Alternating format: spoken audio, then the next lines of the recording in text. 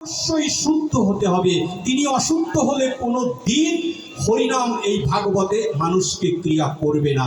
আমাকে এই যে আমার কথা বলছেন, আমাকে শুদ্ধ হতে হবে।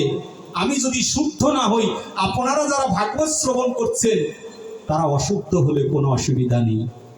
ভাগবত সেই স্থান, যে স্থানে অশুদ্ধ থেকে আরো অশুদ্ধ যদি প্রবেশ করে, আর যদি একটা বৈষ্ণবের দর্শন হয়ে যায়, দর্শনের মাধ্যমে এই জীবের হৃদয়ের ময়লাগুলো দূরীভূত হয়ে যাবে।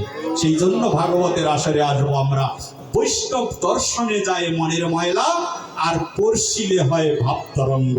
এই বৈষ্ণবকে দেখার জন্যে ভাগবত আসরে আসি, রং ভং করার জন্য আসি না। বড় দুঃখ হয়, সনাতনীর মুখে তালা মেরেছে, কেউ কোনো কথা বলছে না যে ভাই এই কাজটা আপনি করবেন না। ভাই হরিনামের আসরে কিসের সিনেমার গান করছেন আপনি? এটা আমার নিতাইয়ের হরিনাম। সিনেমার সুরে এখানে গান চলবে না, এখানে ভক্তির সুরে গাও। 16 নাম 32 অক্ষর সেই দিন জগাই মাধাইয়ের সম্মুখে বসে আমার নিত্যানন্দ প্রভু তার রক্ত দিয়ে লিখে দিয়েছিল। আরে নিতাইয়ের রক্ত দিয়ে লেখা এই হরিনাম, হরিদাস ঠাকুরের 22টা বাজারের বেত্রাঘাতের এই হরিনাম মারতে মারতে লোকটার পিঠটাকে জর্জরিত করা দেওয়া হয়েছিল। তথাপিও হরিদাসকে নদীতে ভাসিয়ে দেওয়া হয়েছিল। তথাপিও নদীর মধ্যে ভেসে ভেসেও হরিদাস বলছে, বদনে একবার হরি বলো, এই হরিনাম কীর্তন শ্রবণ করো তোমরা। ভুলে গিয়েছি আমরা সেই হরিদাসকে। বাবা মাকে মুহূর্তের মধ্যে ত্যাগ করে দিয়ে রাস্তায় বেরিয়ে এসেছিল মহাপ্রভুর মহা হরিনাম শ্রবণ করানোর জন্যে। আমি অধম যে হরিনাম করছি, এই হরিনাম শ্রবণের জন্য নয়। শুদ্ধ হরিনাম, শুদ্ধ বৈষ্ণবের মুখে শুদ্ধ ক্রিয়া সেই দিনই হবে যেই দিনই শুদ্ধ মুখে হরিকথা শ্রবণ করব। কানে প্রবেশ মাত্রই, আপনি যদি নাও চান, প্রবেশ করা মাত্রই আপনার ভিতরে ক্রিয়া করবে। বলেছে আমি শুনতে চাই না। তুমি শুনতে চাও না, তাতে কি হয়েছে? হরিনাম তো বলেছে শুদ্ধ। হরিদাস তো শুদ্ধ ছিল, তাই তো হরিদাস ঠাকুরের মুখে প্রতিটা লক্ষ হীরা উদ্ধার হয়েছে 3 দিন মাত্র হরিনাম শ্রবণের মাধ্যমে। কেন? লক্ষ হীরা তো পতিতা, সে রাজাদের মনোরঞ্জন করতেন, সে কেন উদ্ধার হবে? কি এমন মহা ঔষধ নিয়ে এসেছেন হরিদাস? 3 দিন মাত্র হরিনাম শ্রবণে হরিদাস যে শুদ্ধ, বৃক্ষকেও শুদ্ধ করেছে, বাঘকেও শুদ্ধ করেছে, শৃগালকেও শুদ্ধ করেছে, সর্পকেও শুদ্ধ করেছে। বাঘের শৃগালে এক জায়গায় বসে হরিনাম শ্রবণ করে, বাঘও 2 বাহু তুলে ঝাড়িখণ্ডের মধ্যে বসে মহাপ্রভুকে দেখে 2 পাটা সামনের দিকে উঠিয়ে দিয়ে হাউমাউ করে বাঘ কাঁদছে। আর বাঘকে বলভদ্র জিজ্ঞেস করেছিলেন, ওরে ব্যাঘ্র, তুই 2 পা উঠিয়ে দিয়ে কি বলছিস? আমি কিচ্ছু বুঝতে চাই না।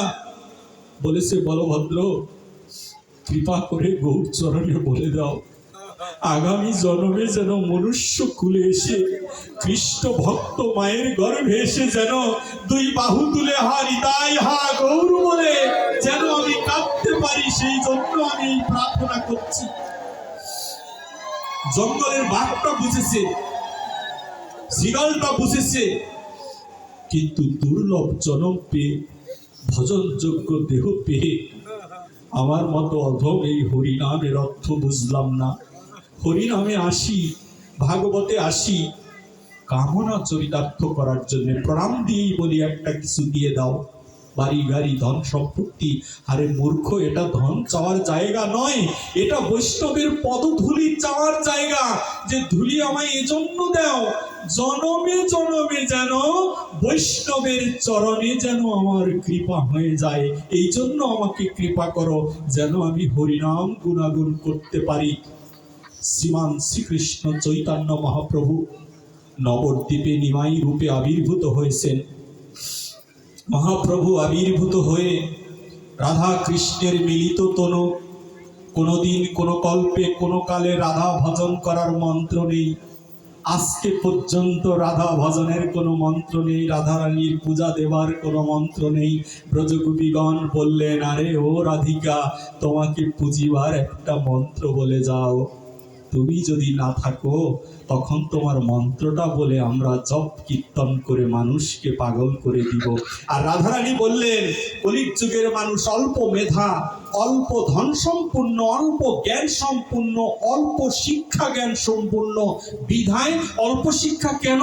এখন আপনি বলতে পারেন, ভাই আগে শিক্ষিত ছিল না, এখন ঘরে ঘরে BA pass, MA pass, honours masters করা ডিগ্রিধারী লোকজন। একটু চৈতন্য চরিতামৃত পড়ে দেখবেন, মহাপ্রভু বলছে, বিদ্যা হতে কোন বিদ্যা সার, রায় কহে কৃষ্ণ ভক্তি বিদ্যা বিনা বিদ্যা নাহি আর। বলেছে বিরহ হতে কোন বিরহ সার, রায় কহে বৈষ্ণব বিরহ বিনা বিরহ নাহি আর। তাহলে অনার্স মাস্টার্স করলাম, আমি তো শিক্ষায় শিক্ষিত হতে পারলাম না, মহাপ্রভুকে জানতে পারলাম না। রাধারানী যখন বললেন যে তোমরা জানতে চাও আমার মন্ত্র কি, বলেছে হ্যাঁ, তোমাকে পুজিবার মন্ত্র বলে যাও। রাধারানী শয্যাশায়িত হয়ে রাধারানী বলছে, আমাকে পুজিবার একটা মন্ত্র রয়েছে গোপীগণ। বলেছে কি সেই মন্ত্র?